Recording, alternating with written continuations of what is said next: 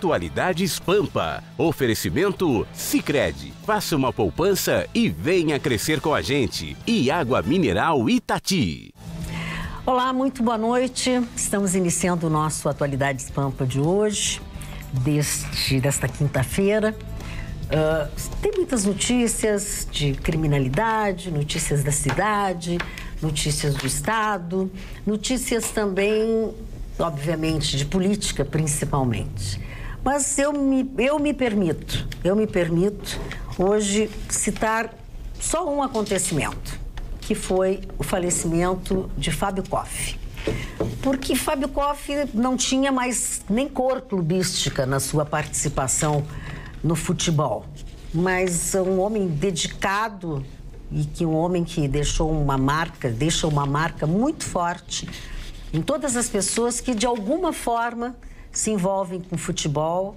Era um gremista, mas que era amigo de todos os outros. Hoje ouvi o Fernando Carvalho dizer que muitas vezes se aconselhou com o Fábio Koff. Hoje, quando presidente do Internacional, ouvir hoje os depoimentos de Baibek, agora no noticiário também nós estamos vendo algumas manifestações.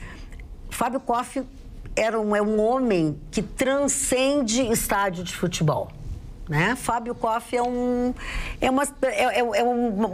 é a cara do futebol brasileiro. Foi presidente do Clube dos 13, matou no peito uma série de coisas.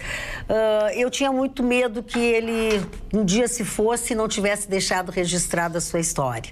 Mas quando ele começou a ficar pior de saúde, que ele ficou mais de 80 dias no hospital, ele resolveu falar e contar um pouco da sua história de 86 anos.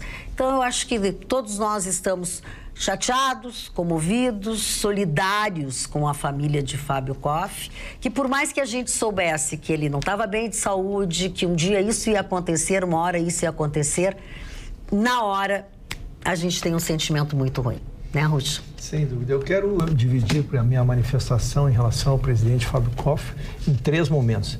Primeiro, o cidadão Fábio Koff. Minha solidariedade à família, aos seus filhos, à sua esposa.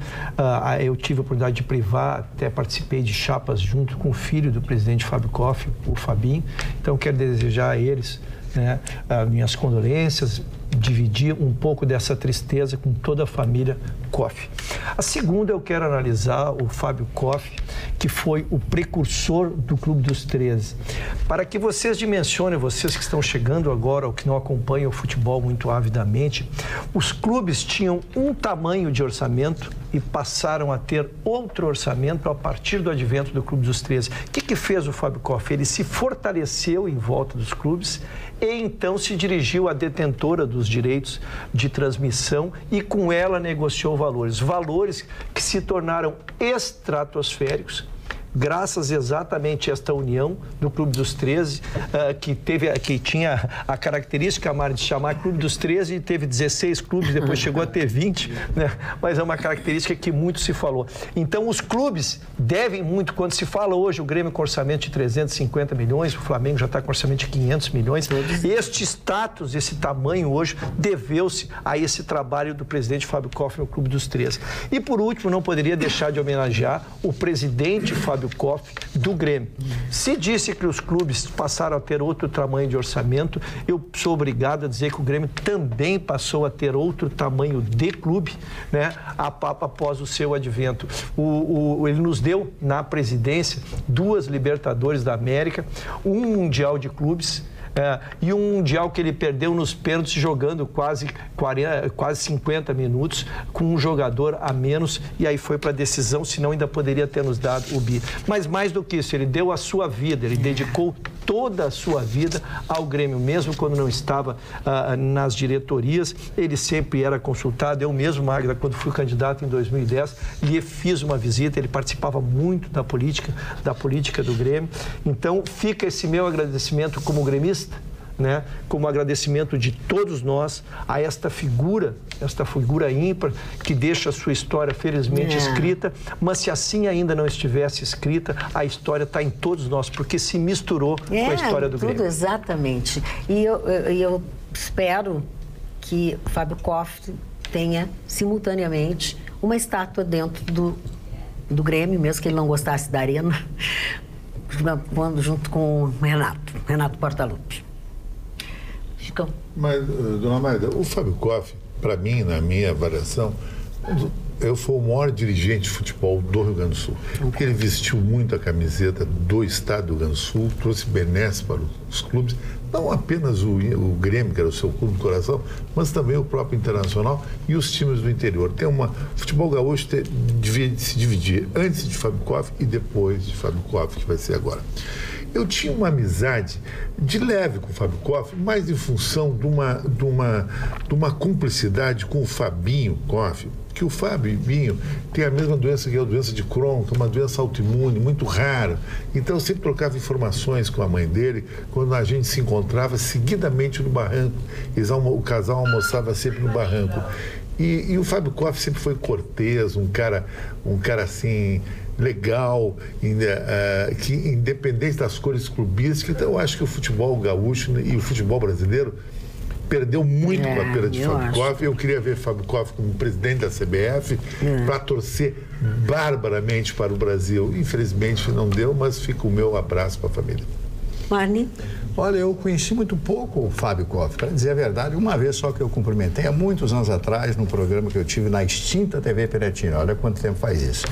Eu conheci ele naquela época, acompanhei o trabalho dele, a sua rigidez no controle de finanças do próprio Grêmio, o seu temperamento, às vezes forte, às vezes doce, isso fazia parte do temperamento dele. Ele era muito bem-humorado, era muito bem-humorado. Doce, como eu disse, doce, bem-humorado, mas forte, ele tinha um corte cirúrgico quando fazia determinados comentários. Ele sabia colocar as coisas, posicionar as coisas. Eu, sinceramente apreciava ele. Como disse, ele era a clube, né? Já estava fora. Ele não tinha clube já pela sua postura, pela sua dignidade, pela grande figura que ele foi no futebol. É uma grande perda para aqueles que amam o futebol. E eu sou um amante do futebol, embora ultimamente eu esteja meio desazado por causa do Só para fazer um adendo que o Ruxo pode me corrigir, a figura Fábio Koff é tão carismática, Maida, e tão assim vencedora, que o Fábio Koff enfrentou o Paulo Doni, né, numa eleição onde o Paulo Doni fez a Arena, o maior estádio, acho que do Brasil, em termos de visual, de modernidade, e o Fábio Koff ganhou do cara que fez a Arena. Isso mostra que o Fábio Koff era um craque mesmo. Não, e tu sabe esse livro que eu me referi, teve um outro livro também dele, ele teve uma sessão de autógrafos, uma homenagem, eu acho, de alguma coisa, me ajuda, Ruxo, que ele recebeu, que ele fez lá no Estádio Olímpico, né? Sim. No Olímpico mesmo, já sem nada, porque ele se recusava.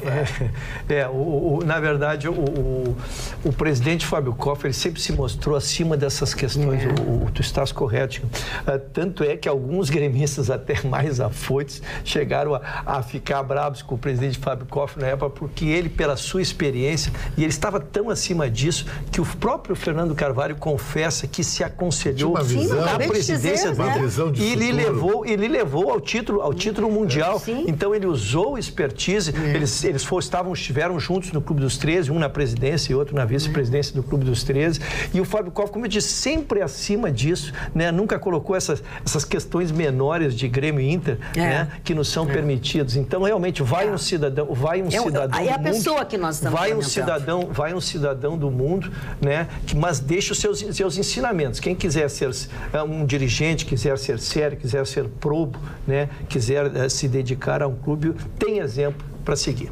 Acho que não precisa nem ser dirigente de clube, né? O próprio cidadão, hoje, que está tão raivoso, né? Ou é Grêmio, ou é Inter, e daí, se não for do time dele, ele já se manifesta de uma forma raivosa. Então, se ele tinha todo esse molejo, essa forma de tratar e entender que muito mais do que o futebol, as relações são mais importantes, pelo que eu estou escutando vocês, porque eu não conhecia Fábio Koff, eu tinha uma simpatia, porque, como disse o Chicão, ele era uma pessoa realmente que transmitia coisas muito boas. Então, eu já tinha uma simpatia, sou gremista, gostava do dirigente e tal, mas não conheci Fábio Koff pessoalmente. Mas acho que esse legado é o mais importante de todos, realmente, essa distinção de que uma coisa é ser torcedor do Grêmio ou ser torcedor e outra coisa é ser dirigente e outra coisa é ser ser humano, né? Então, assim, a questão era muito. Cara, eu queria reforçar o que tu disse. Nada às vezes foi um homem tão transparente que não pode dizer que nada, nunca teve envolvido em nada que manchasse o seu nome. Exatamente. Eu quero só lembrar a última coisa, porque ela é muito importante. Alguns não entendem a liturgia do cargo. E o Cacalo, hoje, dando entrevistas, ele contou uma passagem do Fábio Koff extraordinária. Porque, lógico, o Fábio Koff era um homem do esporte. Ele chegou porque ele amava o futebol, ele amava o Grêmio, ele amava a sua história, né? E ele o Cacalo contando que ele tinha a liturgia do cargo. Ele sabia que um presidente do Grêmio sempre tem que manter o seu nível. E às vezes, quando ele queria rebater alguma coisa, ele chamava o Cacalo e provocava. Cacalo, vai lá e diz isso. vai lá e diz isso. Vai lá e diz aquilo. O Cacalo louco do porque ele sabe, porque ele sabia entender o cargo que ele tinha. Poucos, às vezes, às vezes as pessoas estão num posto até muito mais alto, né, em determinadas situações e não se dão conta do que são, do que representam e, às vezes, fazem umas baixarias que não tem explicação. Sem dúvida alguma. Não sei se tu tem mais alguma coisa. Não, então, era isso mesmo. Então, vamos lá, Marco, vamos mudar o assunto. Vamos mudar o assunto e é um assunto também de morte, por infelizmente. Favor. Sobre o cientista de 104 anos, né, que teve o suicídio assistido hoje na Suíça. Né? Esse homem que chegou aos 104 anos, um australiano chamado David Goodall. Esse senhor chegou aos 104 anos, começou a sentir o peso da idade, mas também com 104 anos. 104, né, Marcos? E na Austrália existe um estado, acho que Perth, na Austrália, que é permitido o suicídio, mas de uma outra forma. Na Suíça, a pessoa, desde que assine todos os documentos, e mostre e prove através de laudos de psiquiatras que está no uso perfeito do seu juízo, pode solicitar a aplicação desta injeção. Ele era um cientista, uma coisa cientista, né? Ele era um cientista, ele era um homem... Mas ele estava bem de saúde. Sim, com 104 anos. Perfeito. Nós trouxemos a notícia há umas 3 semanas aqui da intenção dele, quando ele estava se deslocando para a Austrália, te lembra, Final de semana ele chegou. E o Mari nos traz agora o epílogo de uma notícia. E o que acontece? Aí ele foi lá, assinou todos os documentos, chegou num dia, no outro, disse, eu quero partir, eu não estou enxergando direito, eu estou cheio de problemas. Não, mas mais problemas emocionais. As funções cognitivas já não respondem da mesma forma também. Com essa idade chegou de cadeira de rodas. Ele só pediu uma gentileza, que colocassem, na hora da injeção, a 9ª Sinfonia de Beethoven.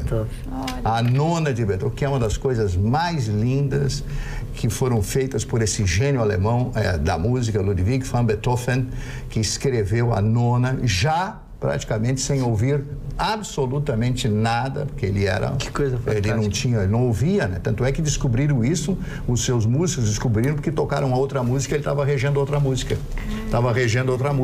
Aí ele olhou, todo mundo parou. Maestro, nós estamos tocando outra música, não essa música que o senhor está regendo. Aí ele baixou a cabeça e foi embora, segundo conta a história. Então ele pede para tocar essa música, a 9ª Sinfonia, toma a injeção, o médico lá, os médicos dão a injeção e ele placidamente parte para outra vida. E ele não acreditava em outra vida, que eu estou dizendo agora, ele não acreditava absolutamente nada. Ele era absolutamente cético. Muito bem. Boa noite, Magda. Esse é o momento que a minha paixão pelo Inter fica de lado, porque nos deixa uma grande figura do futebol brasileiro. Meus pêsames à família e a toda a torcida gremista pelo falecimento do seu grande ex-presidente Fábio Koff. Que Deus, na sua sabedoria e clemência, receba o Dr. Koff no reino do céu. Dilon Camilo, de Canoas. É verdade. E a decisão do STF da restrição do foro privilegiado, ela continua, né, surtindo efeitos. Dessa vez foi o ministro Celso de Mello que encaminhou mais 6 processos para a primeira instância. Desde que foi decidido por maioria pelo STF, já se foram 50 processos, né, da Corte Maior. Vamos comemorar, cara. Vamos comemorar. Para a primeira instância. É de se comemorar essa notícia. Eu fico feliz, eu vibro como um gol do Grêmio. Então vamos lá, faça o seu comentário. Como um do Grêmio, porque é tão importante, porque a gente dá a notícia aqui, cara, mas é bonito não dar a notícia e ver a história passar a acontecer. Então a gente tem feito quase que diariamente, trazendo essa estatística aqui para a bancada, né? Porque isso é ver a história acontecer. E a discussão não para, cara. Agora no STJ se iniciou essa discussão, o ministro Mauro Campbell, que é ministro ministro do STJ, não do STF. Ele quer trazer, ele quer reunir os 15 ministros mais antigos do STJ para decidir a extensão do foro privilegiado dentro do STJ, dentro dos processos que lá estão. Ele não adianta, ele acredita, ele não tem convicção ainda, ele acredita que vai vigorar a simetria da pena, ou seja, como funcionava para o STF, passar a funcionar nos processos que estão do STJ. Mas ele não quer decidir sozinho. Então ele vai chamar essas 15 cabeças pensantes do tribunal e fazer um apanhado de todos e tirar uma conclusão uníssona sobre isso. Agora, se o STJ decidir, fizer essa reunião e entrar num consenso e depois o STF julgar as súmulas vinculantes propostas pelo ministro Dias Toffoli, o que vale é a decisão do STF. É o que vale. É que o STJ não pode ficar impassível esperando, porque essa súmula vinculante, nós sabemos a dificuldade que é criar uma súmula vinculante, porque, na verdade, uma súmula vinculante, a palavra já diz, submete todo mundo. Então, existem vários opositores dentro do próprio judiciário, né, o juizado de primeira instância, ele tem muita restrição a isso, porque limita seu poder de decisão, né? Então, a súmula vinculante, ela tem que ser muito trabalhada, inclusive politicamente, dentro do próprio poder judiciário. Então, o STJ não pode ficar à mercê disso, até porque ele também tem processos lá. E esse ministro, ele fez isso exatamente porque ele está com um processo e não sabe como decidir. Então, ele, inclusive, vai pedir um parecer da Procuradoria-Geral da União para que se manifeste também, ele vai pedir um parecer para que seja uma decisão conjunta dentro do Superior Tribunal, Tribunal de Justiça. Muito bem. Chicão, tu ia falar alguma coisa? Eu te cortei, eu acho. Não, hoje é um dia também que foi feliz para mim num outro aspecto. O meu time do coração, desde pequeno, quando eu jogava botão, o Boca Juniors foi bicampeão argentino. E é um dos times mais simpáticos do mundo. O Russo conhece futebol, sabe que é o Boca Juniors. E tem na próxima semana um grande dilema na Libertadores da América. Se o Palmeiras alivia o pé, o Boca fica eliminado. Ou aliviar o pé é perder para o Júnior de Barranquilla. Mas aí o Palmeiras perde a prioridade de ser o número 1 da fase de grupo, que leva as finais todas para a Alianza Arena. A Aliança, que é o estádio do Palmeiras. De contrapartida, se ele ganha, ele vai para a primeira, mas pode se encontrar com o Boca Juniors nas oitavas. E o Boca Juniors no mata-mata, a partir dali não existe, é o melhor time do mundo ali, né? Eu tive como dirigente a infelicidade de enfrentar o Boca na final da Libertadores de 2007 e ver o que é a pressão lá. Aquela que ganha lá e aqui. O que os árbitros sentem, porque a arbitragem lá foi extremamente tendenciosa, expulsou o Sandro Goiano no primeiro tempo ainda, né? A pressão gol, muito grande. Primeiro gol, e eu estive lá, realmente. Quem já esteve a oportunidade de ter naquele estádio, ele é vertical. Eu conheci, mas não no jogo. Ele é vertical, a torcida fica muito em cima, faz uma pressão, porque é um clube copeiro. Né? É um clube copeiro, realmente. Então, realmente é muito difícil. Quer dizer, tu puder escapar do Boca, escapa, porque ele já teve uma experiência similar. Ele já foi o último a se classificar no segundo pote e depois ser campeão. Porque quando chega o mata-mata, é com ele. Agora, ele é bandido também, porque em 92 ele jogou com o Oriente Petroleiro, que é um time muito ruim na Bolívia, que se ele ganhasse, o River Plate estaria classificado. E ele empatou com esse time e tirou o River, da Libertadores. Né? Marne Barcelos, nós recebemos, eu recebi, tu recebesse também? Recebi. Eu achei muito engraçado, João Firme é muito querido. Diz assim, a minha amiga Clóvis Duarte de Saias, Magda Beatriz, com admiração e respeito pela vida. João Firme é o General Secretary da ALAP, que é a Associação Latino-Americana de Propaganda. Ele manda um livro para nós aqui que fala sobre uma série de coisas relacionadas a isso e faz uma comunicação e junta um convite, Marne Barcelos. Para mim, para ti, eu sei que ele disse que convidou também a Vera Armando.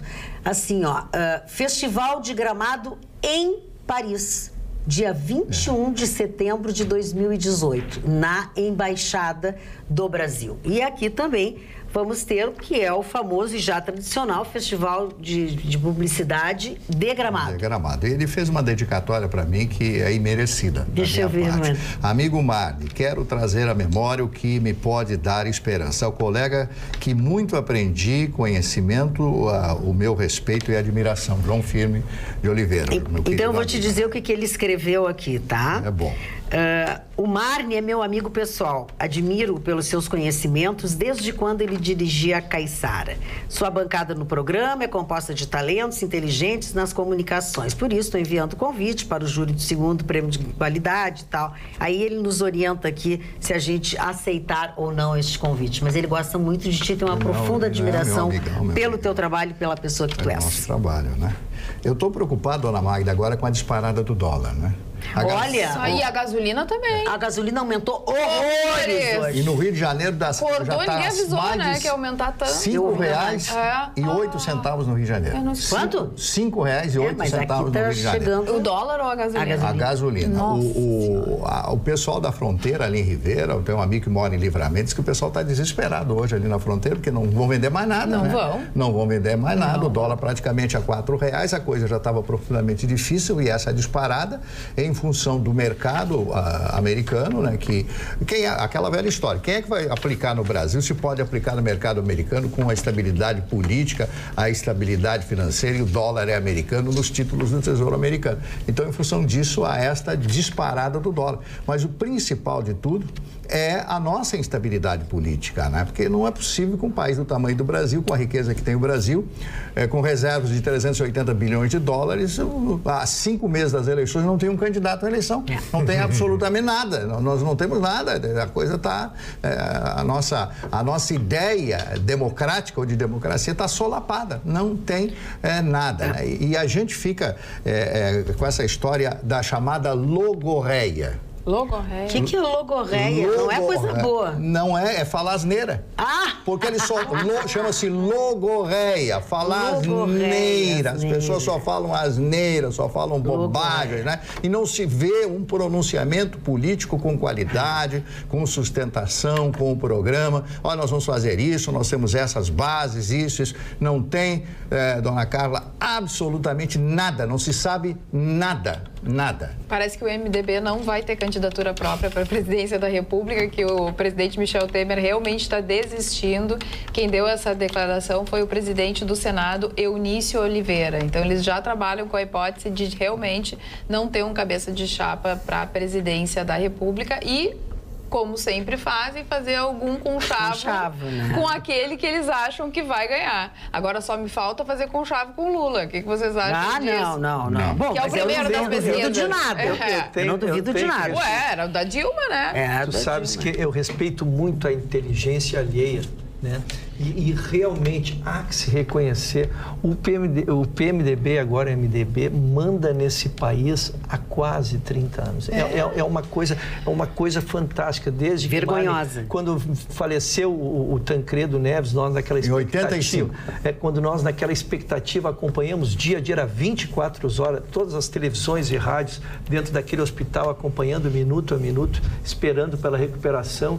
Não tivemos a felicidade da recuperação do Tancredo Neves e fomos presenteados, então, com José Sarney. A partir dali, nós nunca mais conseguimos aprumar mais. É verdade.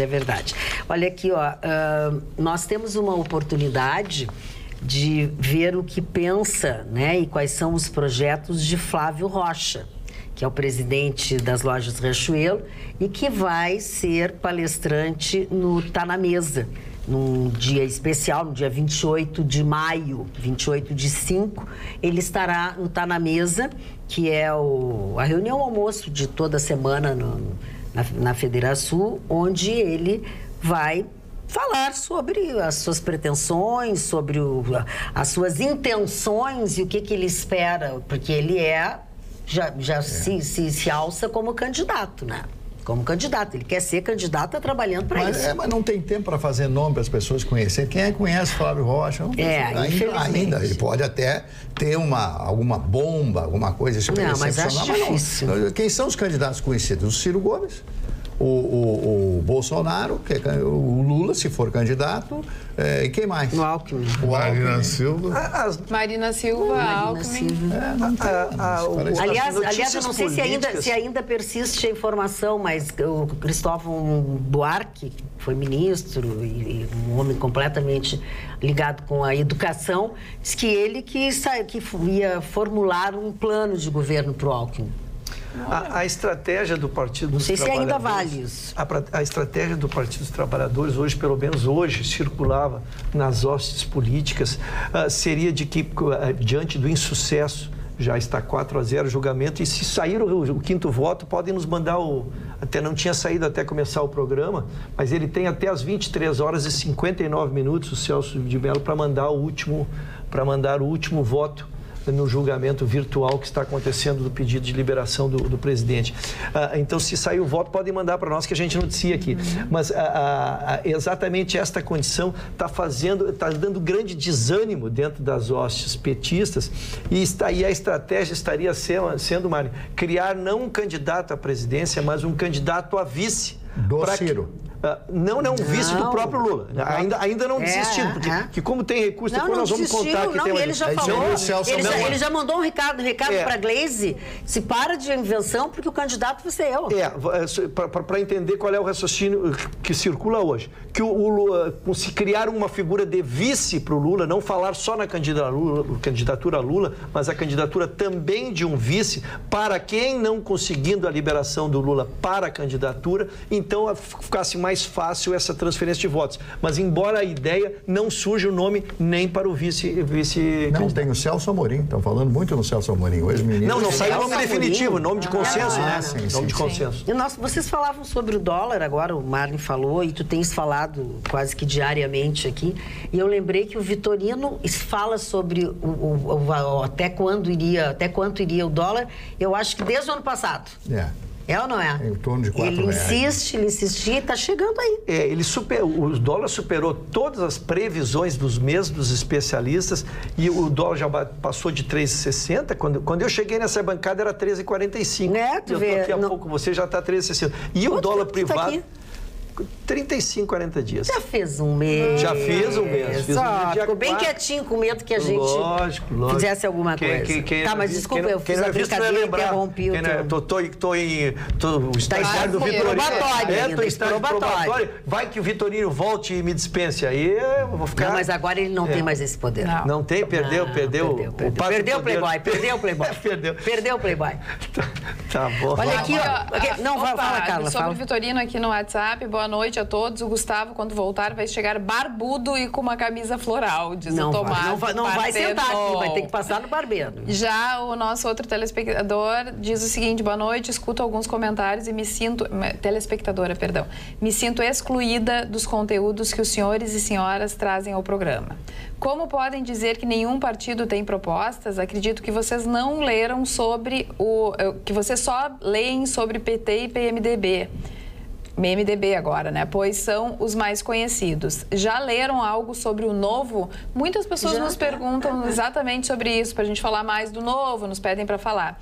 Um partido que tem estatuto e todos devem segui-lo, ficaria muito feliz em escutar algo sobre o mesmo e principalmente falar que existe mais um pré-candidato à presidência do partido, que é o João Amoedo, que por sua competência, obviamente, deveria ganhar de qualquer outro. Obrigada pela atenção, mas não... O Partido Novo podia nos mandar material. Seria bem legal se eles nos mandassem do que a gente ficar pesquisando coisas que talvez não sejam, enfim. Tem que haver interesse também. Tem que haver interesse deles também, né? Porque assim, como eles não estão nas notícias e coisas, tu acaba não podendo falar muito.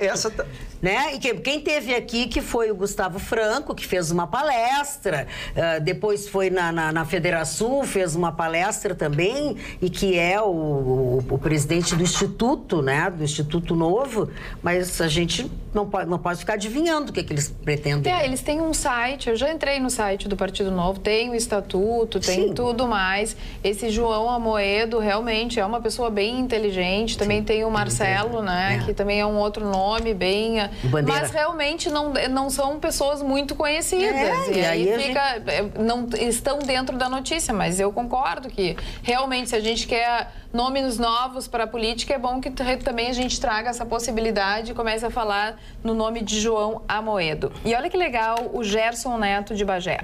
O Brasil que eu quero é aquele em que o presidente da República imagine que está dirigindo o país com a mesma competência e dedicação como se fora seu clube do coração, a exemplo do Dr. Koff. Gerson Neto, Bagé. Muito Observação, sou colorado. Pois é, legal. Dona Magda, muito legal. Pois não, seu hoje eu conheci um advogado, o doutor Humberto Rodrigues, que assiste todos os dias o programa e me pediu que ele mandasse um recado todo especial pela admiração que ele tem pela senhora, né? Pela Magda Beatriz. Ele disse que você teve uma postura num caso recente acontecido. Não vamos nos reportar porque não nos interessa. Não é para não dar manchete para ninguém. Assunto né? Para ninguém. Mas ele me contou a história, etc. E disse, diga para a dona Magda, que é minha amiga pessoal, etc., pela minha admiração, pela sua postura, pela seu comportamento e por ela ter, en passant, deixado passar essas coisas. Então, estou transmitido. Obrigado, doutor Rodrigues, pelo abraço. Mas eu quero transmitir porque a gente às vezes fica elogiando os outros e esquece de elogiar os nossos. Hoje eu disse para a Magda pessoalmente que eu estou aqui nessa bancada, lembramos hoje 30, 40 dias, e não há lugar que eu vá que eu não receba um elogio para a Magda. Eu quero de público, a gente tem que dizer isso, porque às vezes a gente fica tendo pudores com os nossos, né? E fica dando elogios para os outros, não que não mereçam. Mas eu acho que isso é uma história de vida. A Magda tem tantos anos de televisão, tantos programas. 40 anos de televisão, não tem como negar. E está aqui comandando. Não tem como negar, porque a pessoa está na televisão. Mas tem que ter orgulho 40 disso. 40 anos, que eu vou fazer? Negar, isso é questão de ter orgulho. Né? Eu tenho orgulho, graças a Deus, graças a Deus. Magda, agradeço ao Marne por ele ter errado o resultado da votação online dos ministros que acabaram votando contra a libertação de Lula. Já saiu o quinto? Ele não errou ainda. Peraí, que ele continue errando assim, kkk. Brincadeira. Não, A propósito, existe alguma coisa a mais para tentar soltar esse cara? Pergunta o Nelson Paixão. Vamos lá. Vem pra mim. Vem pra mim. Vem pra mim. Joga pra mim. Chuta Vem pra mim aqui. Primeiro, em defesa do meu amigo Marne. O que o Marne trouxe como notícia é que existe, após o julgamento dos 5, a possibilidade de apenas um de ofício conceder um habeas corpus. E isso nós só saberemos depois dos 5 votos, depois que forem os votos ao relator, que está recebendo esses 4 votos da sua segunda turma, e aí qualquer um pode pedir, então, e fazer esse habeas corpus de ofício. Então, o julgamento só terminará mesmo, não é porque está 4-0, é depois do 5º voto, ainda esses 5 ministros poderem dar esse habeas corpus. Mas entrou outro recurso. Mas não vai acabar nunca. Não vai. Esse que é uma... Isso que é uma loucura nessa justiça. Não tem fim. Sabe? Deixa eu explicar, se eles brigam comigo, Magda, achando que o recurso é meu. Não, eu só trago a notícia. Existe, a gente explicou, o STF é sobre Constituição, o STJ é sobre leis infraconstitucionais, é de Código Civil, é outra legislação, são matérias diferentes. Então, a defesa do Lula, em março, entrou com um recurso ali, baseado em lei infraconstitucional, contra a prisão do Lula. E este recurso agora, então, foi julgado e houve recurso sobre isso. Então, está chegando agora no STF um recurso pedindo habeas corpus de soltura do Lula. Se o Fachin, que é o relator, não conceder, como deverá não conceder, porque não vem concedendo nenhum dos pedidos, então ele entra com agravo regimental e será novamente julgado por essa mesma turma, esses 5 ministros. Consegui ser didático, Magda? Eu sei que é confuso, mas consegui. E eu te confesso que eu tenho que te ouvir, tenho que prestar atenção aqui. É difícil, então tá. Mas o nosso telespectador que não tem que ficar... que não tem que ficar olhando aqui, já entendeu. Olha aqui, ó, Marne, eu não sei, eu acho que tem algum ruído na comunicação dessa observação que o seu Sérgio Severo faz. O senhor Marne, como é que ele diz? Eu até entendo que uma pessoa como o senhor Marne carregue alguns ressentimentos, mas dizer que criar escolas quebra um país é não acreditar nos jovens. Eu nunca disse isso. Eu achei que tem uma pessoa que nunca disse isso na vida. Eu até pensei que tivesse passado alguma coisa. Tá falando logorreia. Seu Sérgio Severo, se tem alguém que, quando fala em país, fala só em educação. Seu Sérgio, tem algum ruído aí, tem algum ruído na comunicação. Por isso que eu disse para vocês, eu acho que tem alguma coisa errada. Eu nunca ouvi o Marne dizer isso. Não. Seria difícil o Marne dizer, eu não ouvi, né? Não, se eu tivesse surdo. O Álvaro Dias esteve em Novo Hamburgo e Gramado nos últimos dias, mas infelizmente há um bloqueio aí na Pampa em relação ao candidato. É uma pena, pois é um candidato muito preparado. Obrigado, Antônio de Passo Fundo. Agora começaram as pessoas, não tem bloqueio nenhum com relação a nenhum candidato. Imagina! Carla, como a sociedade brasileira vai acompanhar ou saber a decisão judicial desses políticos corruptos nas mãos de vários juízes? Isso preocupa.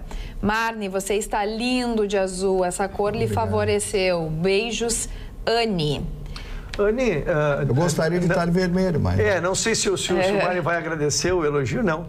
Então, ele não sabe agradecer. Vou comentar só a notícia. Não, pelo contrário, fica mais fácil não ficar escondido lá no STF, onde é difícil a cobertura. Aqui não. Veja que uma figura política importante aqui, ele comete uma infração, repercute bastante. Um gaúcho que dá uma aprontadinha aqui vira manchete nos periódicos locais. Então, este que ficava escondido lá no STF distante, passava 5 anos, 6 anos, 7 anos, não, em 6 meses, 8 meses, ele está virando notícia e nós podemos acompanhar. Então, acho que é um avanço, sim, a gente poder trazer para primeiro grau. Boa noite, sou fã de vocês, é bom já ir se acostumando, diz o Danilo Baldi de Bento Gonçalves. E complementa dizendo, parem de falar em Lula como candidato, presidiário não pode ser presidente. Não, mas até eu falei porque ele disse, ele está se auto-intitulando e mandando recado para a Gleisi Hoffmann que ela pare de fazer algumas elucubrações e coisas assim, porque claro que ele faz isso justamente para que possamos... falar nele, né? Obviamente. A Denise de Bagé manda um e-mail muito simpático, achando brilhante a tua deferência que tu fizesse a mim. Concordo plenamente que as pessoas devem ser elogiadas, pois flores devem ser oferecidas em vida. Demonstrações de apreço e gratidão também. Saudações a todos, Denise de Bagé. Magda e Chicão. Boa noite. Assisto o programa Atualidades, não perco um programa. Passei a ser fã do Chicão, pois vi que ele é Bolsonaro. E adoro ouvir a Magda. Gostaria muito de conhecer o Chicão e a Magda pessoalmente. Josué Galvão, de Porto Alegre. Quem sabe uma hora dessa a gente faz aquelas feijoadas que a gente faz, né? Quantos telespectadores, às vezes, nos conhecem nas feijoadas? Eu sempre vou na feijoada do Chalé da Praça 15, porque é muito legal estar em contato com o centro. O centro, para mim, é sempre o downtown. Falando em centro, eu estive no centro hoje, a Rua da Praia é limpinha. Eu te mostrei aqui. Pois eu não prestei atenção. Da casa não presto atenção. Mostrei as fotos do centro, que a secretaria toda limpou. Isso, estava bonito hoje, as pessoas circulando por ali, sem nenhum problema de atravessar a rua e tal. Aí encontrei um cidadão lá, que é impressionante, as pessoas assistem o programa. Aí ele veio perguntar para mim, me fale sobre as guerras púnicas. É duro, né, cara? Aí eles te testam, Mãe? Me testam. Eles te testam. Mas isso é todo dia, né? E aí você quer falar de quê? De Cartago, Roma, quer falar de Aníbal, quer que eu explique o que significa púnica, que significa vermelho, cor púrpura, também chamados mentirosos. Mas quem conhece melhor do que eu essa história é o nosso professor de história, o Chicão Tofani, que ontem nós conversamos a respeito dessas gueras púnicas. Aí eles vão dizer, mas o que interessa? O que interessa é conhecimento. Guerras Púnicas 300 a.C., Roma, na sua expansão, encontrou um adversário, Cartago, onde fica a cidade de Tunis, hoje na Tunísia.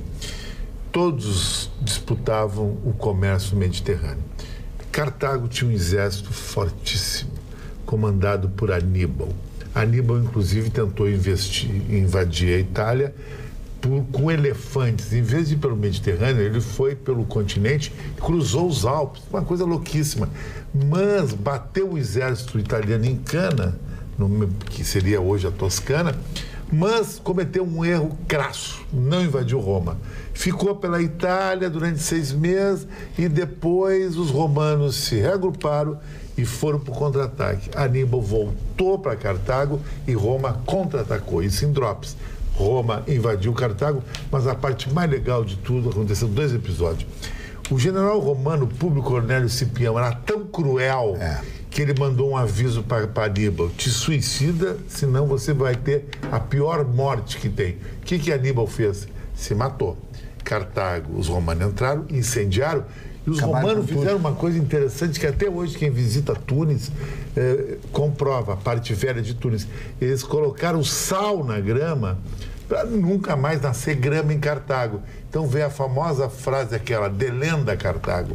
E Roma ficou mais forte ainda e Roma começou a dominar mais o mundo mediterrâneo. Isso seria, assim, uma sinopse das guerras púnicas. Ô Chicão, já que tu estás com a palavra e trazendo para o mundo de agora, até então a gente falava que aconteceria uma terceira guerra mundial diante de tudo que o Donald Trump estava fazendo e tal, e tensão na Coreia do Norte, ele cada vez com mais sanções com relação às armas nucleares e tudo mais. Mas o que a gente viu, está vendo, está presenciando é exatamente o contrário, ou não, com essa reunião que foi marcada para o dia 12 de junho entre o líder norte-coreano e o presidente Donald Trump. Porque o líder norte-coreano já se acertou com o sul-coreano e agora com Donald Trump. O que eu, na minha opinião, diferente do Mani, a terceira guerra mundial não vai acontecer. O que vai acontecer vai ser o Apophis, que vai chegar em 2023, um mega meteoro, ele vai se chocar contra a Terra. Que ano? É inevitável, igual 2023. Igual o meteoro que se chocou na Terra e matou todos os dinossauros. E aí um novo ciclo vai acontecer. Você não fez 15 ainda. Quanto à terceira guerra mundial, na minha avaliação, cara, não acontece por quê? Porque hoje a China é o país que mais tem interesse em dinheiro, no capitalismo. A Bolsa de Xangai é número 1 do mundo. A Rússia, ela é um peso pequeno em relação aos Estados Unidos. Ela grita, mas não tem essa expansão. O caso da Coreia foi simples. Os americanos lançaram os foguetes Tomahawk no mar do norte da Coreia. O Li Junjing, o Ming Ling, em outras palavras, foi lá na China, bateu em Pequim, e aí, abraça, os caras disseram, não vou abraçar, os americanos devem dinheiro para nós, então tu faz as pazes com o Sul, consequentemente faz as pazes com os americanos. É isso que vai acontecer, a unificação da Coreia. Minha única dúvida é que se a unificação das duas Coreias, cara, vai ser igual a unificação da Alemanha.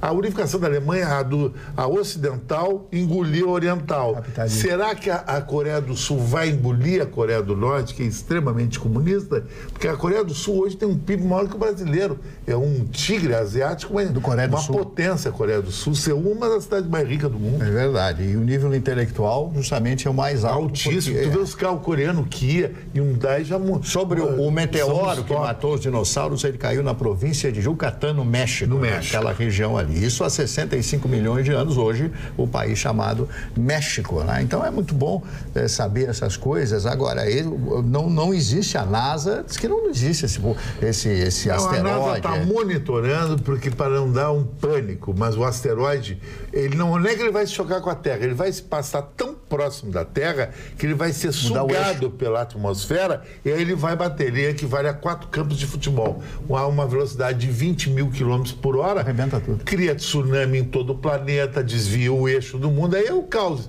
Tem um filme disso chamado 2012, que Wolfgang Petersen é um diretor que trata bem isso aí. Tu viu esse filme? A propósito do que a Carla comentou, do telespectadora que falou, que a gente só fala de determinado, eu estava vendo aqui, todos os e-mails que eu recebo fala sempre do mesmo candidato. Então, assim, a gente acaba falando porque os telespectadores todos falam do mesmo candidato, que é o Bolsonaro. A gente não recebe outros. Por isso que a gente está dizendo, mande notícias, faça o que ela fez agora. Ela fez se queixando de nós, mas a gente, às vezes, não tem tudo isso. Vocês viram a notícia que o Piccoli, esse aqui é o Piccoli. Piccoli é o cachorrinho, irmão do cachorro da Marcela Temer. O cachorrinho que tomou banho no lago da É o irmão do... É o irmão do outro, era outro nome. Mas quem caiu foi o Piccoli. Não, o Piccoli. O Piccoli caiu no lago. É o cachorro da Marcela, exatamente. O outro cachorro é o cachorro do ministro Moreira Franco. Sabe o que ele tá fazendo? Eu já sei. Terapia, para não morder os outros, Mário Barcelos. Não, gente. Ai, não. É bonito. E isso é notícia da política do Estadão. Isso é uma vergonha, né? Uma vergonha. Mas assim, ó, é a palhaçada, né? É palhaçada. Nós estamos vivendo uma palhaçada. É a instituição da palhaçada. Eu quero fazer uma pergunta desde o início do programa para vocês. Quem é que sabe falar sobre a apuração da CVM, que está fazendo um alerta sobre a venda das ações do Banrisul, dizendo que vai fazer uma revisão, vai fazer uma checagem de tudo, porque parece que teve alguma atuação diferente na venda de ações do Banrisul? Eu não consigo te dar detalhes, na verdade. Sim, mas tu sabe o que é. Não, o que sabe é que se vendeu ações que não tiravam o controle acionário do banco. Essa é a questão, porque se tentou privatizar, sempre vem todos os anos a questão de privatização dos bancos, né? Sim. E não se permite isso. E aí, então, se fez uma venda de ações, que não comprometia o domínio do banco. E agora está todo esse movimento de revisão desse processo. Não é só isso também, porque isso aí foi uma reclamação, uma denúncia de um acionista do banco, que disse que, sabe a informação privilegiada, aquela coisa toda, mas é muito... Na execução da venda. Na execução da venda. É uma pena, né? Porque isso tudo, se isso acontece... É uma vergonha. Seguindo municipalizando o nosso debate, então, hoje, a questão do IPTU é um assunto que vem assolando os porto-alegrenses, porque o ano passado o prefeito Marquesani tentou aprovar um projeto e foi derrotado por 25 votos a 10, e agora, novamente, ele apresentou em abril um projeto que tem que ser votado em até 45 dias. O que ele propõe? Uma isenção dos imóveis até 60 mil e um rescalonamento por elevação dos valores conforme sobe. E aí uma reavaliação da planta. Aí começa o problema. A reavaliação da planta, né? No projeto, ele é vendido como se haveria um aumento médio de apenas 14%. O prefeito se defende dizendo que ele tem um rombo de 708 milhões que ele precisa cobrir e trabalha com essa ideia do IPTU para fazê-lo. A situação defende que é legal, que é justo, até com discursos ufanistas, né? Que é lógico, vai tirar dos pobres para dar... Porque dizem que há uma coisa meio que desorganizada e sem lógica, né? O discurso de aprovação é um discurso ufanista, que vai tirar de quem e vai cobrar mais dos que têm mais. Mas a surpresa... Ao contrário do ano passado, quando não passou por 25 a 10 e precisa a maioria simples, bastavam 19 votos, a surpresa é que a oposição agora não tem veemência no sentido de negar o projeto. Ela comprou a ideia de que precisa atualização da planta. Então, eu acho que esse processo, o outro foi fulminado desde o início. Esse vai passar. Sabe qual é o problema que eu acho do IPTU? O IPTU, o problema não é anistia ou rescalonamento, o problema é a forma que é cobrado o IPTU. Por exemplo, o cara que deve IPTU, vamos supor, eu devo IPTU, eu devo 20 mil de IPTU. Na realidade, eu não devo 20 mil de IPTU, eu devo 60 mil, porque é 20 mil de multa e 20 mil de juros. Isso é um absurdo. Inclusive, o Idenice aqui uma vez falou comigo, o problema é a multa. A multa é uma coisa dantesca. Ela dobra o valor da dívida. Isso aí é uma coisa irracional. Ou seja, tem mais, vai além os produtos, além de tornar mais justo o valor do IPTU. Aí ninguém quer pagar. Na verdade, o que existe é um acesso ao parcelamento. E cobra o juro. Existe um acesso ao parcelamento. Se tu fores, tu nem precisas ir. Basta tu chegares lá na prefeitura, tu pede pro teu funcionário, vai lá na prefeitura, diz o imóvel tal e pede um parcelamento. Eles emitem, na hora te parcelam em 12 vezes e te emite, lógico, atualizado, com juros, né? E agora... E tem que parcelar. Agora, essa isenção de multas aí só passando, só através do projeto. O imposto prefeito não tem esse poder. O Imposto de Renda fez um refis que eu achei interessante. Você paga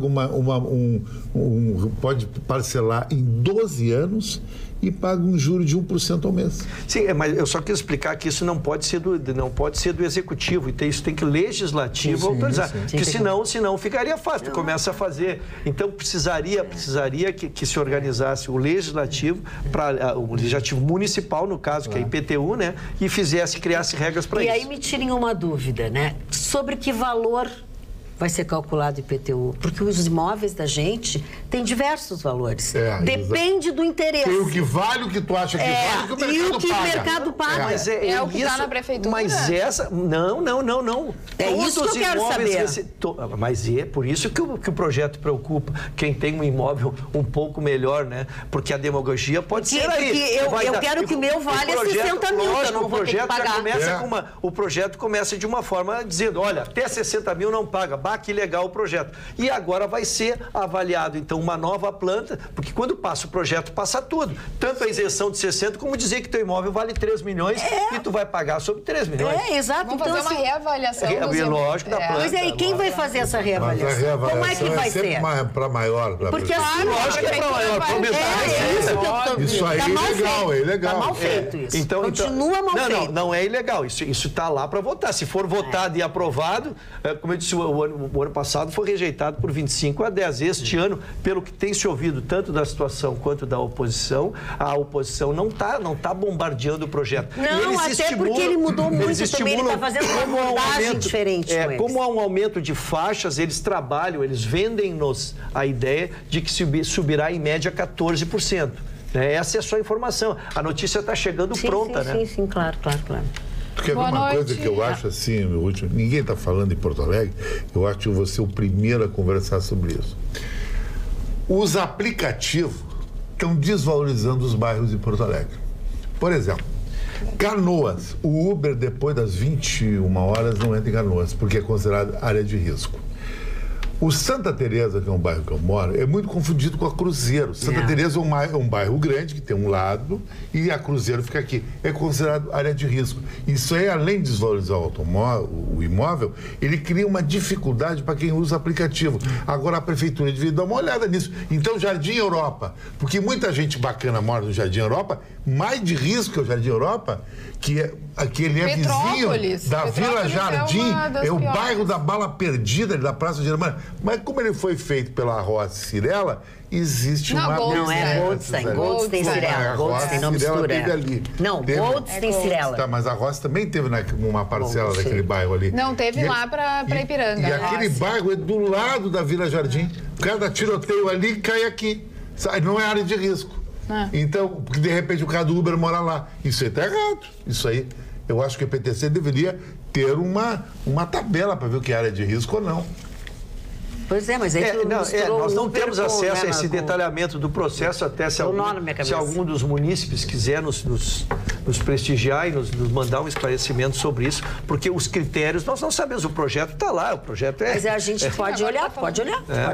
Agora, a realidade é que tem gente que paga muito pouco, IPTU. Eu não tiro essa razão. Eu só quero saber como é que vai ser isso. Eu tenho um apartamento. Esse meu apartamento já teve todos os valores possíveis e imagináveis. Depende, se eu vou pagar a escritura é tanto, se eu quero vender é tanto. Tá pra entender? Agora, Magda, você que é uma jornalista assim, extremamente criteriosa, analisa que o governo ele faz tudo para não ter renda. Por exemplo, o governo desestimula a indústria automobilística com os aplicativos, com o excesso do seguro caríssimo, a tributação, tudo. Hoje ter carro é um grande mico. Tá, tem um imóvel, um mico hoje, então vou morar num hotel. O hotel tu não paga IPTU, tu não paga luz, tu não paga água, tu não paga nada e tem segurança. Então, ele devia estimular a construção civil, porque a construção civil, você sabe, Rússio, que é a indústria que mais acumula empregos no Brasil. É que mais emprega. Tem um efeito cascata. Não, hoje tu construir uma casa, tu é bandido. Tu comprar um carro, tu é bandido. E a construção civil é a que mais sofre os efeitos danosos da economia, exatamente por esse desemprego em massa que ocorre exatamente quando para a construção civil. Eu tenho uma notícia, dona Magda, aproveitando. Uma senhora de 95 anos que mora em Miami, né? Ai, que inveja que eu tenho. Ela tem 95 anos. Não pelos 95. O nome dela é Hattie Reynolds. Ela foi presa. Ai, que... É porque ela bateu na netinha de 46 anos. Pois é. A netinha de 46 anos passava o dia inteiro deitadinha na caminha dela e tal, com o ar-condicionado ligado. Aí a senhora de 95 anos, mas vem cá, eu não aguento mais pagar essa conta de luz, 24 horas que ligaram, e aquele barulho e tal, o ar-condicionado. Ela foi lá e deu uma chinelada na neta, né? Aí a neta fez queixa, veio a polícia, levaram a senhora e o xerife teve que prendê-la por uma noite. Aí o xerife disse, a lei é a lei, eu não posso fazer absolutamente nada. Aí a neta ficou com remorso, foi no outro dia lá e retirou a queixa contra ela. Só para ver como é a justiça nos Estados Unidos, né? A justiça dos Estados Unidos, a lei está ali, a lei tem que ser cumprida. A lei. Não, sabe, não existe mimimi daqui, que a partir de determinada não tem idade, mimimi? Não, pelo menos nesse caso aqui não teve mimimi. A senhora de 95 anos que deu uma chinelada no bumbum da netinha de 46 anos de idade. Que bárbaro. E não merecia? E não merecia? Deixa a Carla falar. Já 10 vezes a Carla tentou entrar e não consegue. Boa noite, bancada. Que show de aula de história do prezado professor Chicão Tofani. Esse programa é pura cultura, com pitadas de alegria e dicas políticas. Parabéns a todos. Lauro Becker, de Canoas. Muito obrigado. Boa noite, Carla. Encontro entre Donald Trump e Kim Jong-un justo no Dia dos Namorados. Será alguma espécie de sinal, diz o Tiago, de Novo Hamburgo. Beijo para o Chicão, que hoje está arrasando com seu óculos rosa, estilo Bolsonaro. Amanda de Viamão. Foi uma inspiração da Magda que lançou essa armação branca, assim, lá da Centro Erótica, só que a cor da lei é diferente. Aí tá, claro, e o formato também. Olha aqui, ó, falando em prefeitura, a prefeitura está promovendo a 15ª edição do programa Prefeitura nos Bairros. E é um projeto, né, que eles têm, eles confirmam o êxito junto à população. Desde o primeiro evento, que foi em junho do ano passado, já foram contabilizados mais de 100 mil atendimentos pelas mais diversas secretarias.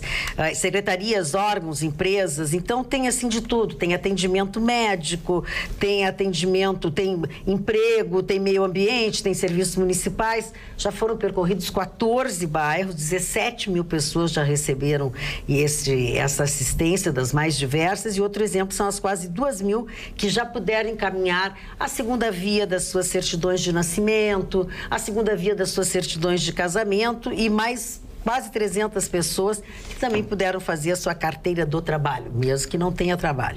A próxima edição vai ser agora nesse sábado, daí a razão pela qual eu estou falando, às 10 horas da manhã, das 10 às 16 no bairro Santana. Então, se você mora no bairro Santana, fique alerta, porque terão todos esses serviços à sua disposição nesse sábado, dia 12. Posso construir agenda positiva? Ai, que bonito isso! Vamos lá! Construir agenda positiva. Ai, tô caindo aqui. A gente tem falado aqui, a Marne até falou que o presidente Temer, o ano passado, tentou usar o incremento econômico que havia, foi em cima do agronegócio. E aí eu tenho acompanhado o agronegócio e, felizmente para nós aqui no Rio Grande do Sul, vai haver, está tudo ótimo, os números, as previsões são extraordinárias. Se espera atingir um faturamento de 39 bilhões. Esse é o levantamento que chegou a Farsul. Seria um aumento de 12% em relação ao ano passado. Se gasta 66% isso no custo da produção, mas é injetado na nossa economia aqui do Rio Grande do Sul 4,3 bilhões. Então, isso é uma notícia boa, isso está praticamente definido, já passou problemas de safra, problemas de tempo, e isso sim movimenta a economia, porque esse dinheiro ele entra limpo na economia, seja no investimento de maquinário, na renovação da frota, seja no capitalizar os próprios agricultores, né, e na circulação da mercadoria. Então, essa é uma boa notícia que a gente tem, que um agronegócio que, mais uma vez, deve salvar a lavoura, Marne, aproveitando o tempo, vai salvar a lavoura. Marne Barcelos, a Silvana Manfroy está de aniversário hoje, nosso telespectador. Um abraço, um grande beijo para ela, a dona Silvana, que nos acompanha. Agora, eu fico cada dia mais impressionado com a audiência desse programa. A gente passa em tudo quanto é lugar, as pessoas cumprimentam, perguntam, falam por quê? A pergunta é, por que o Chicão Tofani usa 2 relógios? Isso aí já perguntaram 1 bilhão de vezes por que o Chicão, né? Então o Chicão já cansou de responder aqui. Falam da beleza da Dona Carla com seus ombros. Falam dos ombros da Dona Carla. Falam dos ombros da Dona Issô, tá aí, né? Falam do conhecimento da Dona Magda, do Vitorino, das brincadeiras que a gente faz com o Vitorino. As viúvas do Vitorino estão assim, ó. Que ele volta segunda-feira e tal. Então, segunda-feira eu não vou vir, porque não precisa, né? Não te faz de louco.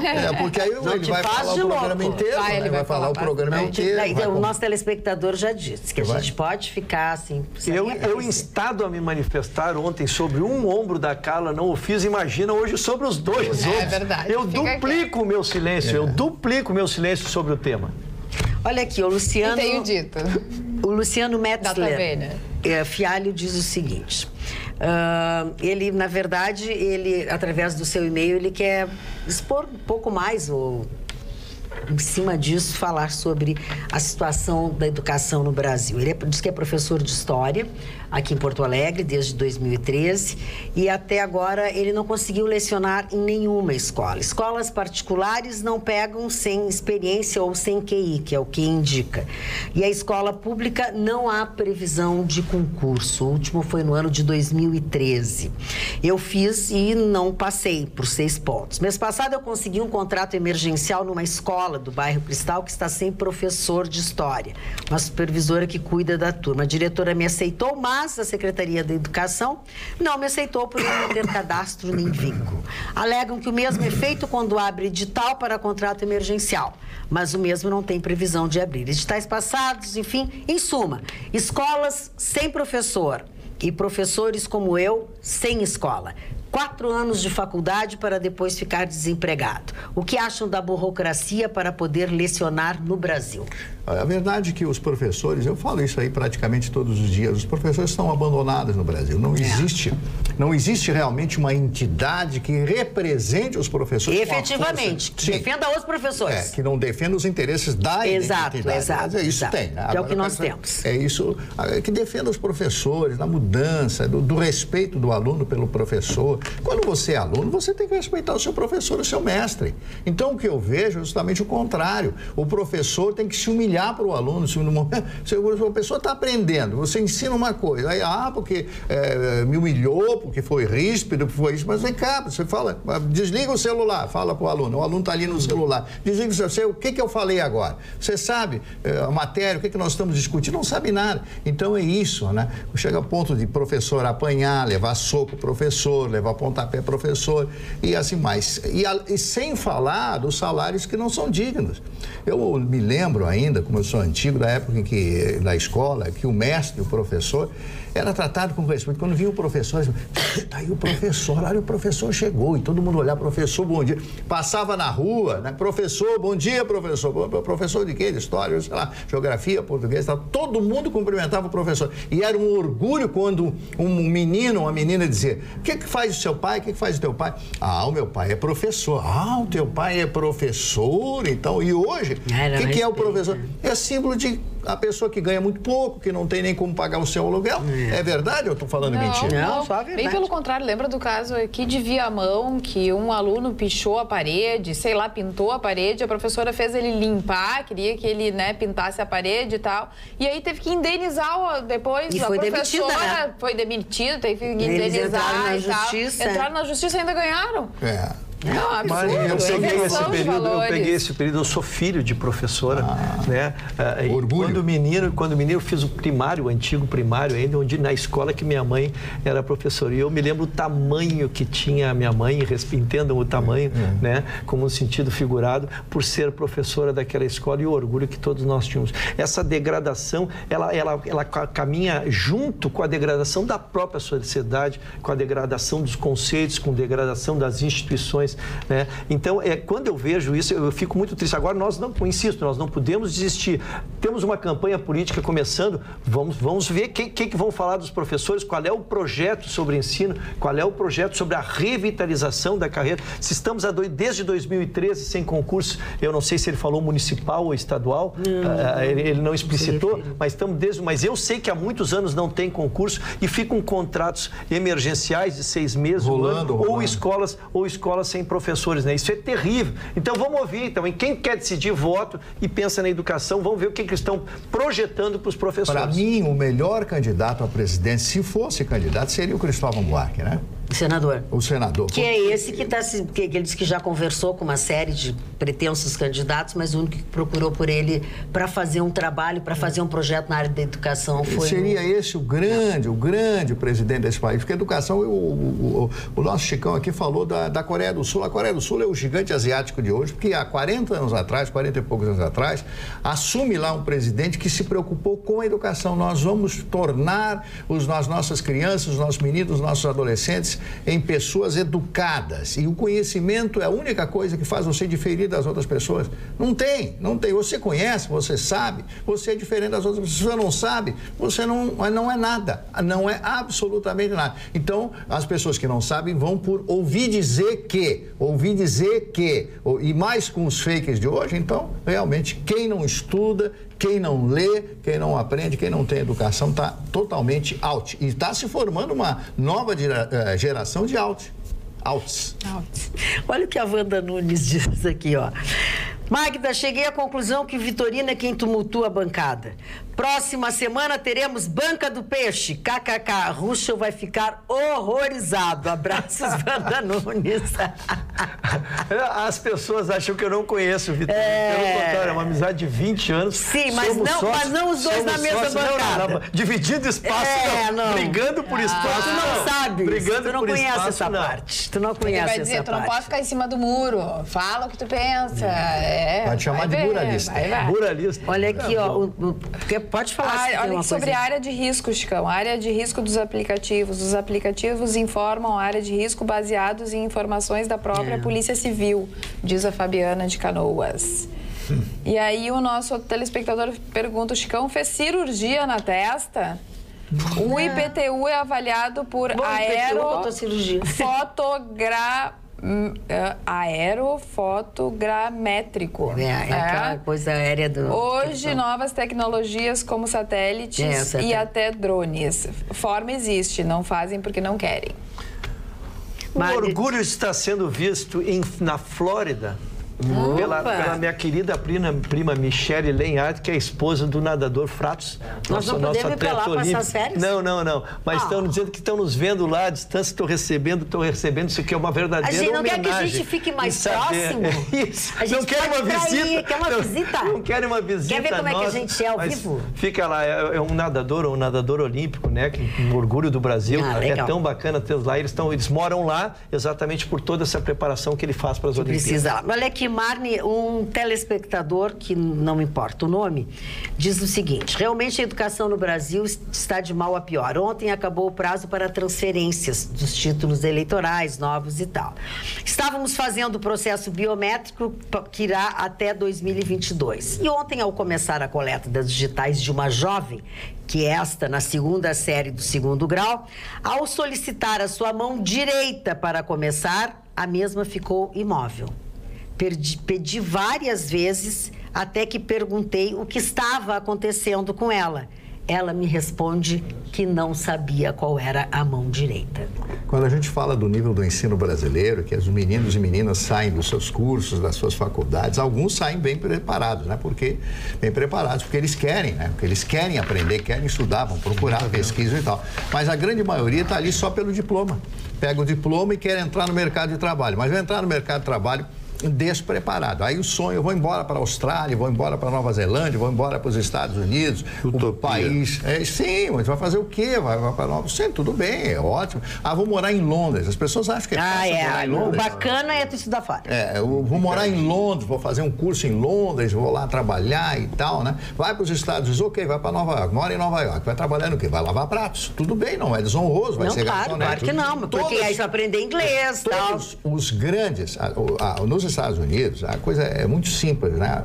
Não interessa a família que seja milionária. As pessoas querem trabalhar para ter o seu dinheiro. O pai é bilionário. O filho ou a filha não precisa. A filha está lá de garçonete naquele restaurante. Ela arruma um emprego lá, vai trabalhar, fica 2, 3, 6 meses. Então, isso não é vergonha. Aqui não. O filho de um milionário jamais irá trabalhar de garçom ou jamais irá trabalhar num bar ou num restaurante lavando pratos, porque isso é vergonhoso. Lá nos Estados Unidos não é vergonhoso. E essa é a diferença dos Estados Unidos para o Brasil. Lá as coisas são impositivas. Claro que você não pode humilhar as pessoas, lá que você tem que respeitar as pessoas. Mas existe também aquilo de você aceitar determinados padrões. Então não é possível que nós brasileiros continuemos neste caos educacional. Esse é o grande problema do país. A própria filha do Obama trabalhou em uma pizzaria, alguma coisa assim, como garçonete. O grande estadista Barack Obama, que fazia na sua época de candidato, ele dava palestras em cidades americanas que as pessoas que estavam ali ouvindo ele eram 99% de brancos.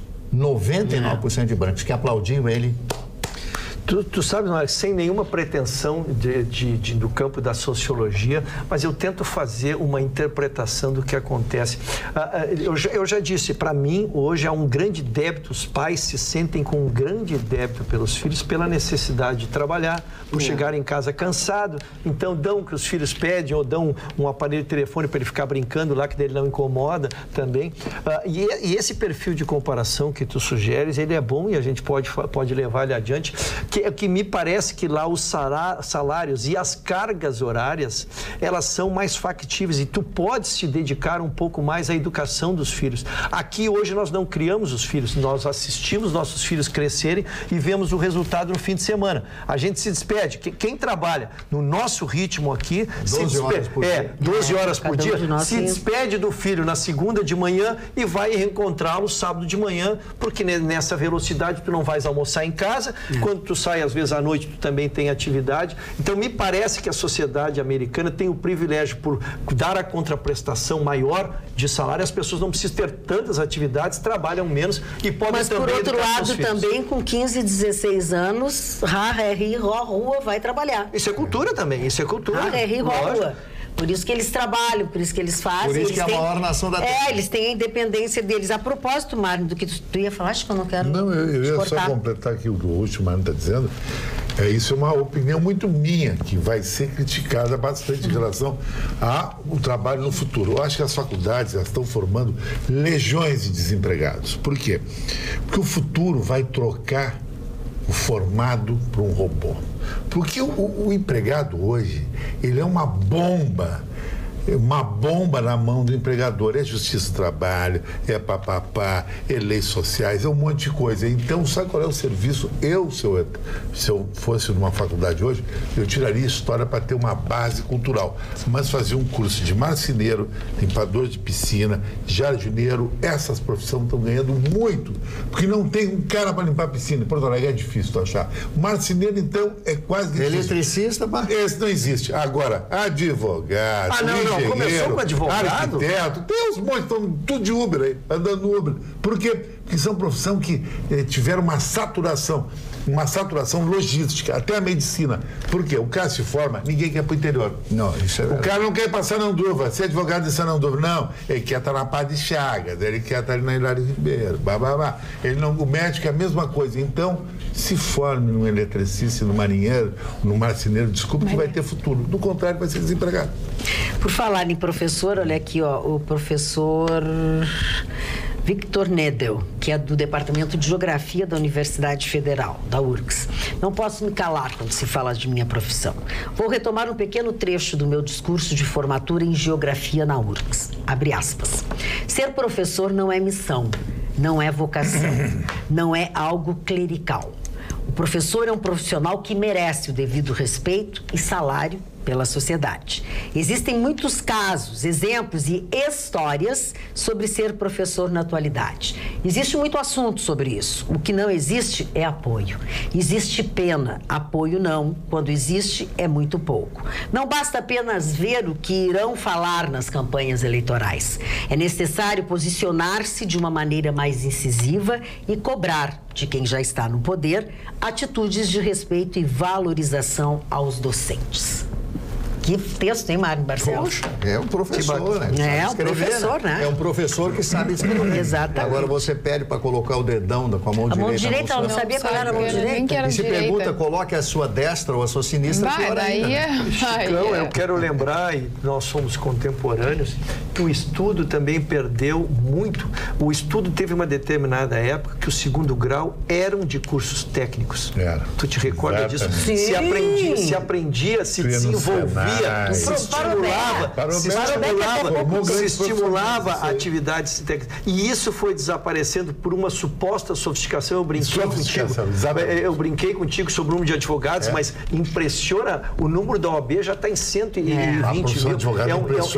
É um número assustador. Nós temos uma faculdade de direito a cada esquina. Eu não tenho absolutamente nada contra o número, porque é um dos cursos que eu me orgulho, um dos cursos que mais qualifica como preparação, como cultura. Para tirar a carteirinha da ordem, tem que estudar. E tem que estudar para passar no Muitos não conseguem. O que estamos falando aqui é além disso, é mercado de trabalho. Então nós teríamos que voltar a incentivar essas atividades tanta razão técnicas. que a Carla riu, porque imagina, o cara ligou para a mulher e disse assim, oi, vamos sair. Ai, o pai da gata disse assim, com quem tu vai sair? Eu vou sair com o advogado. Ai, o doutor aquele. Não, o cara tá na miséria total. Eu vou sair com o marceneiro. O cara tá desmerecendo. Não, esse cara aí não. Mas existe uma discriminação nisso aí. Nós estamos no Brasil, né? É óbvio. Nós estamos no Brasil. Magda, não quero perder só porque nem todos participam do mundo. Oi, Vitorino. A Magda fez a sobrancelha dela hoje. Eu fiz. Eu acho que o grande lance é que a Magda eu vou fazer uma queixa ao vivo aqui. A Carla tá de implicância comigo Eu também. tô brincando. A Carla tá de implicância comigo. Não, eu chamei ele de Vitorino porque ele engatou um no outro. Daí eu Vitorino Fashion. Que tu Por acha? isso que os espectadores disseram que eu não ia dizer nada. Eu acho que ele é um clone. É um clone. que fez exercício, que se alimenta bem. Eu vi a foto dele no WhatsApp, cara, com a camiseta do Grêmio regata, mostrando. Ai, regata? Mostrando os braços, todo desenhado. Que medo, homem de regata. O Vitorino vai botar uma camiseta. Eu vou seguir, Que horror. Vamos lá.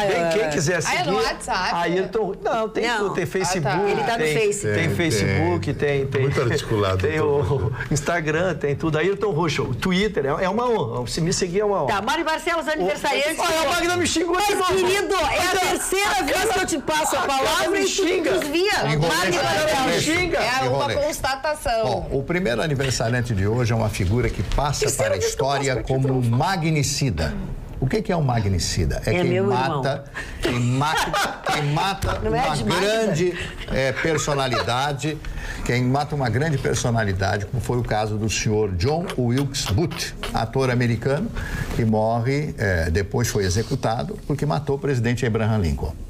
Eu já contei a história dele. Esse rapaz era um ator, dizem que era um bom ator, entra no Teatro Ford, em Washington, dá um tiro na cabeça do presidente Abraham Lincoln, que estava assistindo uma peça humorística chamada O Primo Americano. Ele entra, dá um tiro e mata, consegue fugir, quebra o pé, é atendido por um médico que foi preso, e depois ele é preso e pela Guarda Nacional. País em comoção, o assassinato do presidente, e ele é também morto, é executado. E essa foi a figura que passou a notoriedade como o assassino do presidente Abraham Lincoln. Alfred Jolt, general Alfred Jolt, o líder da Wehrmacht, né, que era a união dos exércitos do Terceiro Reich da Alemanha. Nós falamos nele ainda essa semana, dia 8, que foi o dia em que os alemães assinaram a rendição incondicional com os americanos, com os aliados, e depois com os russos no dia 9. Foram duas cerimônias separadas. Alfred Jolt era o homem de confiança, era um grande estrategista que agia sob o comando de Hitler. E ele ficou tanto tempo como comandante, porque jamais discutiu uma ordem do seu chefe Adolf Hitler.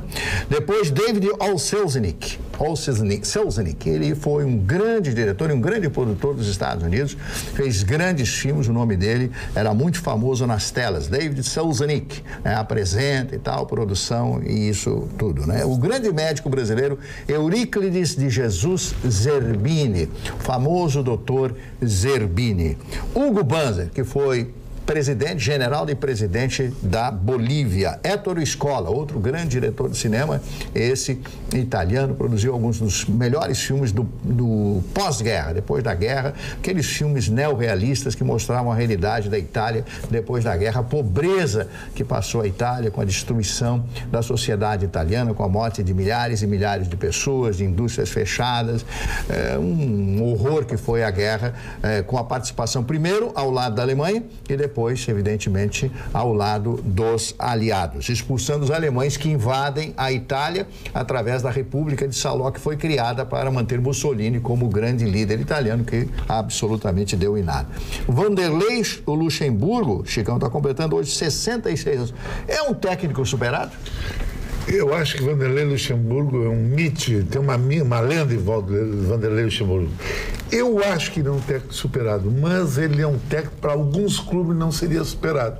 Ele é um técnico que tem sempre o vestiário na mão, ele tem a visão do boleiro, mas não evoluiu taticamente, não evoluiu tecnicamente, ficou meio fora, comparado com os técnicos europeus, é que nem um carro carburador, outro carro com injeção eletrônica. Anda mais. Anda, mas não tem toda aquela sofisticação. Aniversário do Geraldo Magela, um humorista brasileiro, completando 60 anos, é deficiente visual do Geraldo Magela, ele participa de muitos programas de televisão. Cantor Bono, né? Cantor hoje completando 57 anos.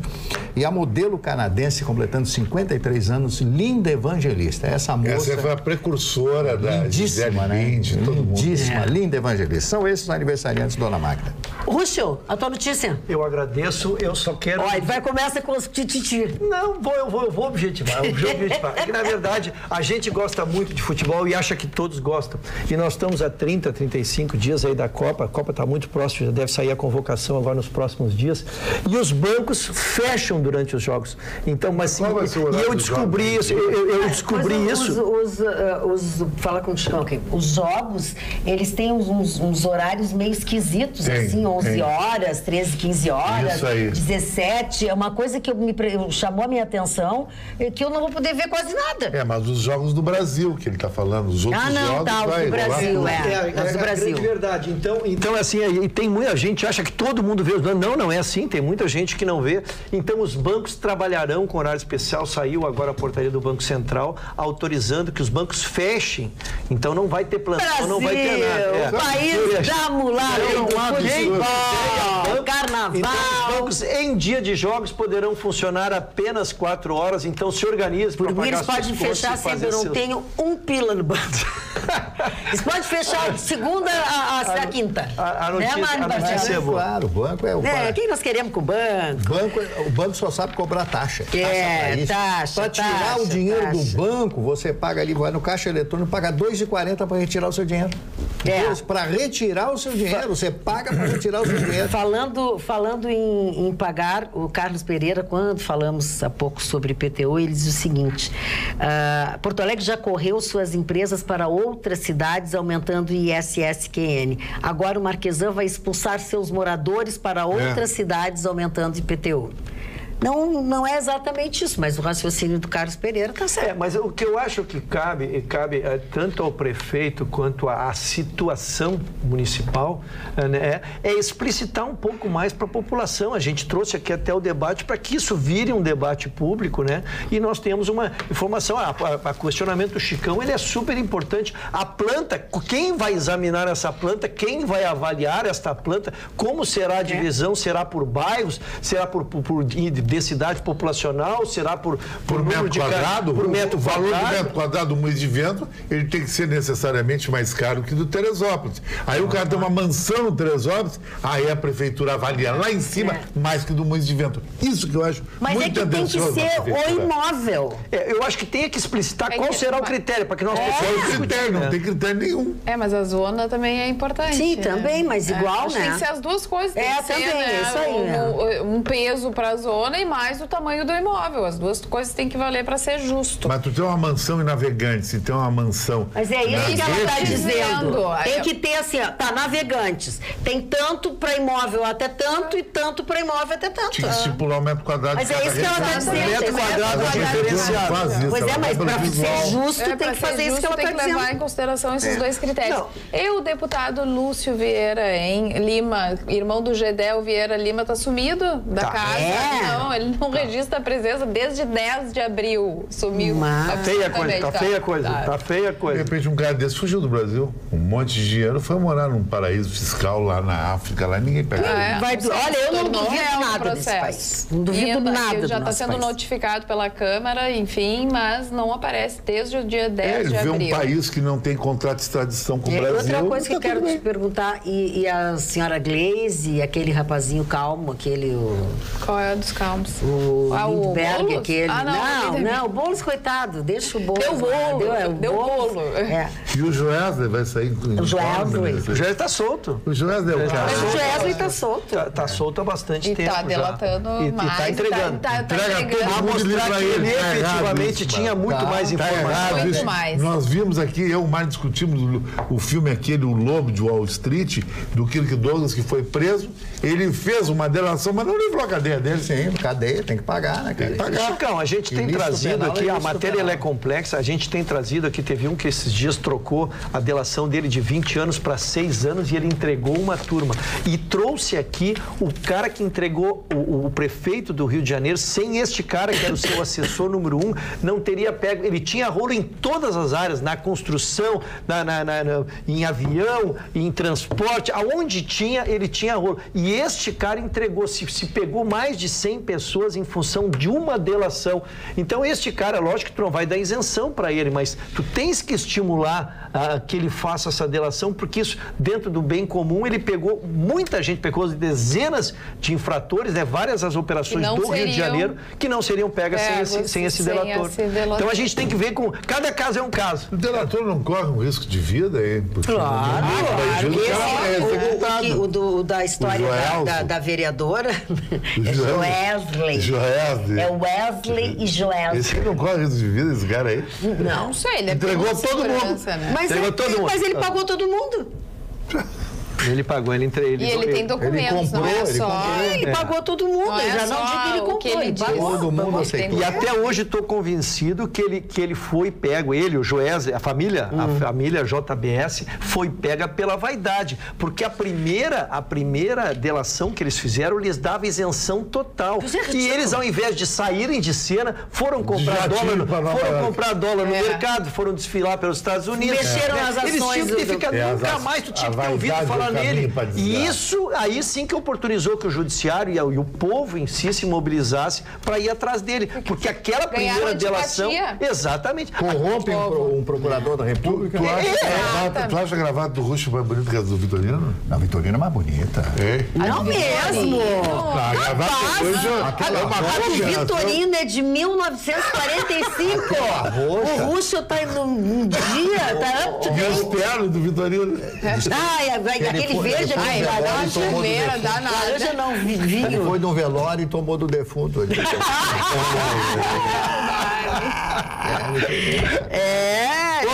Segunda-feira, olha, aguarde, senhores, todos concentrados na segunda-feira, na volta do Vitorino, porque ele está anotando, primeiro que ele assiste todos os dias.